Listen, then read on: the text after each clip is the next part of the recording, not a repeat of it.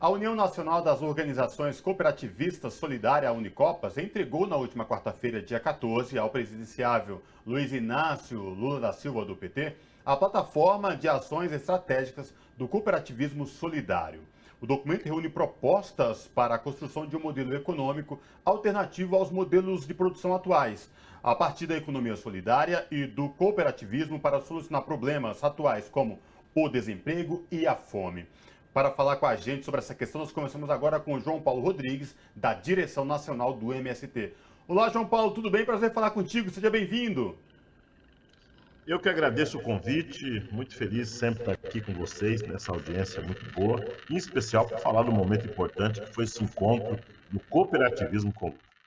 Maravilha. E, João Paulo, a gente sabe que, né, as cooperativas de todo o Brasil, o cooperativismo, sofreu muito na gestão desse atual governo. Este documento, essa reunião que vocês tiveram com o presidenciável Luiz Inácio Lula da Silva, entregando esse documento, é um momento muito importante, porque sela aquilo que vocês pensam e trabalhar para um futuro sobre economia solidária, sobre emprego, acabar com a fome no país, é isso mesmo?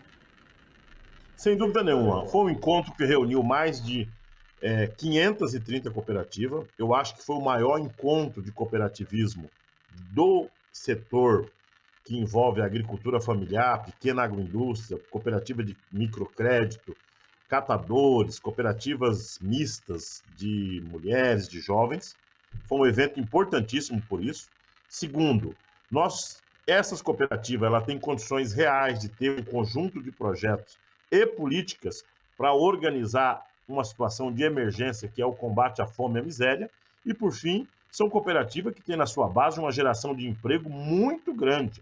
Portanto, o Lula tem a oportunidade de ter conhecido essa quantidade imensa de cooperativa que existe no nosso país. E, ao mesmo tempo, ter conseguido organizar uma agenda que pensa o futuro a partir de uma nova forma de organização da sociedade, que é uma parte delas envolvida no empreendedorismo, mas uma outra parte importante envolvida no empreendedorismo cooperativado, que é um grande elemento importante. Fora isso, é importante que os telespectadores da TVT possam acompanhar, que também estava junto o setor importante da economia solidária, que é um setor que ainda está numa fase inicial de organização, que sofreu muito com o golpe, com o governo, tanto do Bolsonaro, tanto do Temer, e que agora tem uma luz muito grande, ou um sol, que vai brilhar para todos nós e construir uma política de reorganização do cooperativismo no Brasil a partir das bases populares. João Paulo, a gente está falando desse processo, desse atual governo onde não houve apoio, onde não houve sistematização de políticas para esse setor, mas de fato esse setor vem resistindo, vem sobrevivendo e um setor, como você bem disse, muito ligado à agricultura, à produção de alimentos, muito responsável para que a situação da fome e da precariedade da vida da nossa população ficasse um pouco menos grave, né? Porque a maior parte dos alimentos que chega na nossa mesa, que chega à nossa população, inclusive mais pobre, vem desse setor da agricultura familiar, do trabalho, não do grande agro, né? Sem dúvida nenhuma. Olha, um dos pontos centrais foi tratar o tema da produção de alimentos e da fome. Mas você ter como exemplo, para vocês terem uma noção, hoje é pago um preço do litro de leite para um agricultor familiar aproximadamente R$ 2,00, R$ 1,80, quando se paga muito. E você vai comprar no supermercado, chega a pagar 7, 8, até R$ 10 do litro de leite. Essa diferença hoje fica com as grandes empresas do agronegócio, inclusive empresas transnacionais que atuam no ramo do leite.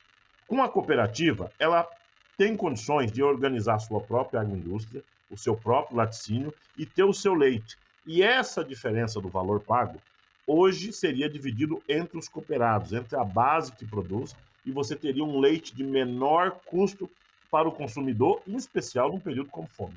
Não é razoável que um agricultor vende um litro de leite por R$ 1,50, R$ 1,80 e o consumidor final tem que pagar 7, 8 vezes a mais por esse mesmo litro de leite. Isso vale para o arroz, vale para o feijão, vale para toda a cesta básica que nós temos hoje. Por isso que ter cooperativas fortes, coordenada e organizada pelos seus próprios cooperados, uma cooperativa de um ponto de vista popular, é extremamente importante para a gente dar um salto de qualidade do ponto de vista do combate à fome.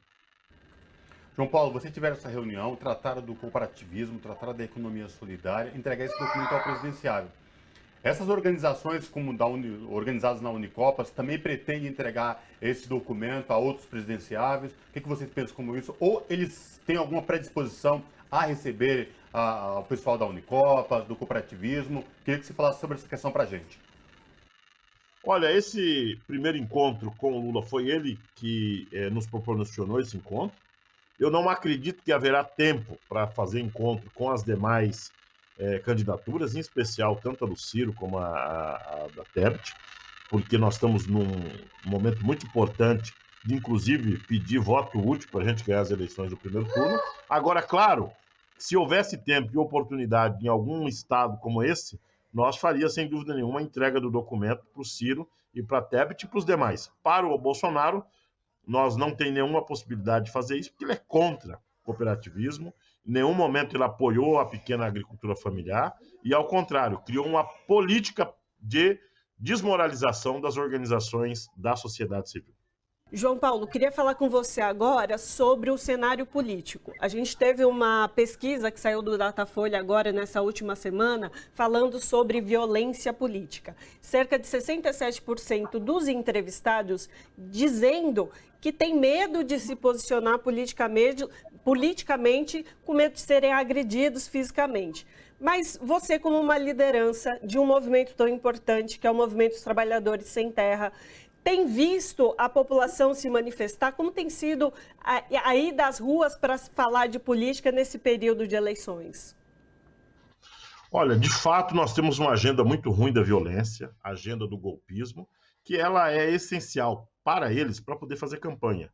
Nós tivemos incidentes isolados que preocupam, tanto em Foz do Iguaçu, como no Mato Grosso, com os assassinatos de pessoas vinculadas a eleitores do Lula, e tivemos ameaça por onde anda. Agora, nós não podemos deixar que as nossas bases, que a campanha como um todo, seja contaminado por esse ambiente de violência que só interessa o lado de lá, não interessa o lado de cá. Então, a mensagem que eu poderia deixar para o nosso povo, primeiro, nós não podemos ter medo deles. Segundo, a forma de nós resistir tem que ser com o povo na rua e ações massivas. Pra você ter uma ideia, ó, essa semana fizemos uma carreata num pequeno município do Pontal do Paranapanema, chamado Euclides da Cunha Paulista, aonde tem uma força forte do bolsonarismo. Quando nós fizemos essa carreata, nós foi o dobro do que eles fizeram, e de pronto você viu uma diminuição da pressão do bolsonarismo na cidade, porque eles viram que nós somos maioria. Esse tipo de ação tem que ser feito no país inteiro. Nós não podemos ter um medo deles porque eles têm arma ou porque eles têm dinheiro. A força do povo, historicamente, derrotou armas e derrotou recursos. E nós sabemos que o Lula está muito bem na pesquisa. Aqui no caso de São Paulo, o Haddad tem feito uma campanha brilhante.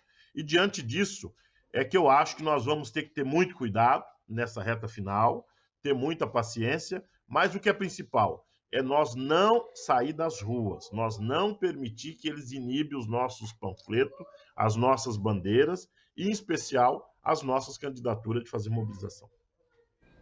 João Paulo, esse momento tão vivido, como você bem lembrou, que querem provocar essa questão de violência para amedrontar, é um momento muito delicado. Eu queria que você trouxesse para a gente, para os nossos telespectadores aqui da TVT e ouvintes da Rádio Brasil Atual, você que tem acompanhado aí o ex-presidente Lula, como é que foi essa semana? Ele esteve em 2 estados importantes, né? Teve em Minas e teve no Rio Grande do Sul. Teve algum percalço? Foi tranquilo? O que você pode falar para a gente? Não, pelo contrário, a campanha está indo muito bem. Nós não tivemos nenhum incidente grave, a não ser uma provocação aqui acolá, que é na natureza da campanha. Quero cumprimentar toda a área que está ajudando na segurança do presidente Lula, tanto a Polícia Federal como as equipes que têm cumprido um papel importante, mas a segurança do Lula está sendo feita por militantes, por pessoas que estão indo para as ruas e ajudar a organizar as atividades. Há uma vontade política da campanha que nós possamos ter uma agenda mais no centro-sul do país, em especial Minas, São Paulo e Rio, mas essa semana o presidente vai se estender até o sul e vai fazer amanhã Porto Alegre, depois vai fazer uma agenda em Curitiba e termina essa agenda na cidade de Florianópolis. Ou seja, é um final de semana rico, com muitas mobilizações, com muitas agendas que vão acontecer ao longo desse final de semana. E a semana que vem eu imagino que vai ter uma agenda extensa de programas de TVs, de entrevista, ter um cuidado por parte da coordenação da campanha de cuidar da voz e do cansaço do presidente, que essa reta final exige muito, e ele tem que estar muito bem para as missões que vão ser feitas. Eu acho que é uma campanha bonita, democrática, me parece que o bolsonarismo está tomando juízo, né? E se dando conta que não tem como eles fazer campanha fora das 4 linhas, conforme eles gostam de dizer. Temos feito uma insistência grande para que o conjunto das organizações não largue as ruas, que elas continuem fazendo mobilização, e eu acredito que o importante é nós ter uma campanha que, ao final, o conjunto da democracia saia vencedora. João Paulo, você está percorrendo as cidades, está percorrendo o país. O que o povo tem falado da situação econômica do nosso país? A gente vê que os índices mudam, mas e a vida do trabalhador e da trabalhadora? Como tem sido? O que tem sido impactado por essas mudanças? Olha, é uma situação de muita pobreza, viu? Impressionante. Porque tem uma pobreza que é mais visível, que é o povo em situação de rua, ou as pessoas que estão numa situação de não ter o alimento. Agora, tem uma segunda pobreza que a gente não percebe, que é as pessoas que tinham o mínimo de condições de vida melhorada, que tinham uma casa, que tinha carro, que tinha uma moto, e que precarizou muito. Vou dar um exemplo das pequenas cidades do interior do país e dos assentamentos onde eu conheço. As pessoas tinham uma moto, vendeu a moto, agora voltou a andar a cavalo e bicicleta. A pessoa está com as contas de energia elétrica atrasada. Ela não conseguiu trocar o televisor nem a geladeira nos últimos 7, 8 anos. A casa está com o telhado caindo ou não está pintada. Esse tipo de reorganização da economia das pessoas você percebe na autoestima dela. Sempre um ou dois ou três desempregados na casa, e isso é o que mais preocupa, é uma pobreza generalizada no conjunto da sociedade. Eu estou falando de pelo menos 80% da população que vive com salário, 2 salários mínimos, está nessa situação. Portanto, a expectativa é grande que o presidente Lula, caso venha ganhar as eleições, tenha uma agenda nos próximos 100 dias que possa de pronto atacar o tema do emprego, diminuir o custo da cesta básica e diminuir o custo da vida das pessoas, em especial energia, gasolina e os temas que envolvem a saúde. Nós vivemos uma situação muito delicada agora, que foi o corte da saúde, o corte da farmácia popular. Isso é um absurdo. Por isso é que nós temos que atacar o conjunto de temas que influencia a vida real das pessoas. Por isso, o ponto da disputa nessa campanha é economia e não a pauta de costume. João Paulo, você tocou nesse ponto crucial no Brasil da pobreza generalizada de todos os cantos do país. E essa semana, Ana, me chamou a atenção a frase de um pesquisador, o Silvio Porto, da Rede Pensão, que ele fala que a fome só se resolve com apoio à agricultura familiar. E dentro desse contexto, é por isso que, né, o nosso começo, nossa conversa, nosso bate-papo sobre a reunião das cooperativas, do cooperativismo, o quanto isso é importante, é tão explícito e nítido, mas que parece que um lado do Brasil, de alguns políticos brasileiros, que não se atentam para isso, dessa questão do quão é importante saciar a fome da população brasileira. É isso mesmo, João Paulo? É isso mesmo, porque o problema é o seguinte, nós temos 4 problemas que influenciam na vida real da fome dos alimentos. O primeiro, que é importante quem está nos acompanhando para saber, tem uma diminuição da área plantada no Brasil. Ou seja, o agronegócio priorizou o que está dando dinheiro para eles, que é soja, eucalipto, cana-de-açúcar. Segundo, tem um problema climático, que não choveu no último período como se esperava, ou choveu demais, como foi o caso do Nordeste. Então, parte da agricultura não permitiu que tivesse uma safra importante. E tem uma terceira questão, que é o principal, a falta de terra para os agricultores. E, por fim, a inflação comeu o preço a renda dos trabalhadores, diminuiu a cesta básica. Diante disso, nós temos feito esse esforço de fazer um encontro como esse da cooperação, do cooperativismo, para dizer a agricultura familiar, a agricultura da agroindústria e não do agronegócio, ela tem condição de, num espaço muito curto, produzir alimento com preço melhor e mais acessível para todo o povo brasileiro. Não é possível, com o Brasil das dimensões que temos de terra, de sol, de chuva e etc., ter pelo menos 30 milhões de pessoas que não sabem o que vai almoçar. Nós não podemos aceitar isso. E essas cooperativas junto se encontrou para falar isso para o presidente Lula. nós estamos prontos para construir uma agenda de produção. É a cooperativa de resultado, não é a cooperativa que se vende para o agronegócio a troco de insumo e vender produtos, melhor, commodity para exportação, como faz o agro com a soja.